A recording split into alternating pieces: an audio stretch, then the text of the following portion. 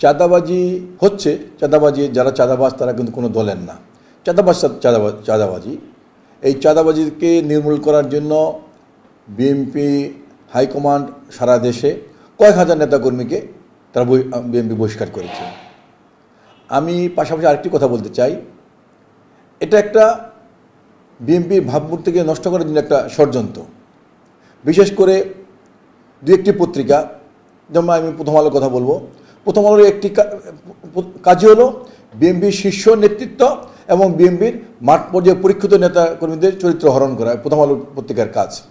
আরেকটি হলো, আরেকটি গোষ্ঠী আছে, যে গোষ্ঠীটি স্বাধীনতা যুদ্ধের সময় এদেশের মানুষের বিপক্ষে ছিল, যারা পাকিস্তান হানাদার বাহিনীকে সহযোগিতা করেছিল এই দেশের মানুষকে মারার জন্য, এদেশের মা বোনদের ইজ্জত নেওয়ার জন্য। এই গোষ্ঠীটি আজকে মনে করছে ষড়যন্ত্র করছে বিএনপির ভাবমূর্তিকে নষ্ট করার জন্য। তারা ভাবছে যদি বিএনপির ভাবমূর্তিকে নষ্ট করতে পারে তাহলে তারা লাভবান হবে। আমরা পরিষ্কার ভাষায় বলতে চাই, বাংলাদেশের তরুণ সমাজ, বাংলাদেশের যুব সমাজ, যেই দলটি স্বাধীনতার পক্ষে ছিল না, এই দলটি স্বাধীনতার বিপক্ষে ছিল, এই দলটি এই দেশকেই স্বীকার করে না, বাংলাদেশের তরুণ সমাজ কখনো তাদের পক্ষে থাকতে পারে না, তাদেরকে কখনো ভোট দেবে না। আমাদের পার্টির ভারপ্রাপ্ত চেয়ারম্যান তারেক রহমান পরিষ্কার ভাষায় বলেছেন, বিএনপিতে কোনো চাঁদাবাজের ঠাঁই হবে না এবং বিএনপি একটি জনগণের দল। শহীদ রাষ্ট্রপতি জিয়াউর রহমান এই দলটি প্রতিষ্ঠা করার পর থেকে তিনি সারা বাংলাদেশে ঘুরে ঘুরে তিনি কিন্তু এই দলকে প্রতিষ্ঠা করেছিলেন, মানুষের মনকে জয় করেছিলেন, বিএনপিকে মানুষের মনে ভিতরে ঢুকিয়ে দিয়েছিলেন।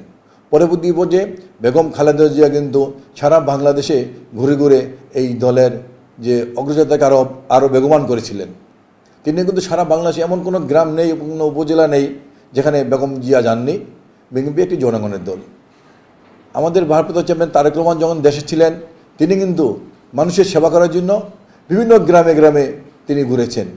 তিনি বিশেষ করে শীতের দিনে এমন কোনো গ্রাম নেই যে রাত্রিবেলা শীত বস্ত্র তিনি বিতরণ করেন নাই। তিনি গরিব মানুষদেরকে তিনি মুরগি বিতরণ করেছেন, ছাগল বিতরণ করেছেন তিনি ঘুরে ঘুরে। এমনিভাবে সারা বাংলাদেশে বিএনপিকে মানুষের হৃদয়ে একটি স্থান করে দিয়েছেন। আজকে আমাদের নেতা তারেক রহমান বলেছেন, যদি জনগণই সাথে না থাকে তাহলে এই দলেরও কোনো মূল্য নেই, এই নেতৃত্বেরও কোনো মূল্য নেই। তাই আমরা পরিষ্কার ভাষায় বলতে চাই, আমরা জনগণের সেবার জন্য কাজ করব। বিশেষ করে এই বৃহত্তর তেজগাঁয় বড় সমস্যা হলো একটি মাদকের সমস্যা। আপনারা জানেন এই এলাকার স্বরাষ্ট্রমন্ত্রী ছিল কুখ্যাত কামালের পুত্র, সেই কিন্তু একজন বড় মাদক ব্যবসায়ী ছিলেন।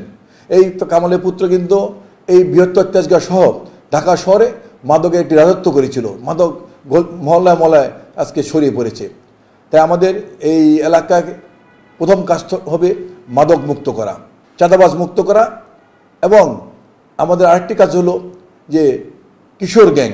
আজকে হঠাৎ করে কয়েক বছর খানিক ধরে কিশোর গ্যাংকে উদ্রব হয়েছে, এই কিশোর গ্যাংকে নির্মূল করতে হবে। আমরা মনে করি আমাদের এই বৃহত্তর তেজগাঁও এবং ঢাকা বারোর প্রধান সমস্যা মাদক, চাঁদাবাজ, সন্ত্রাস এবং কিশোর গ্যাং।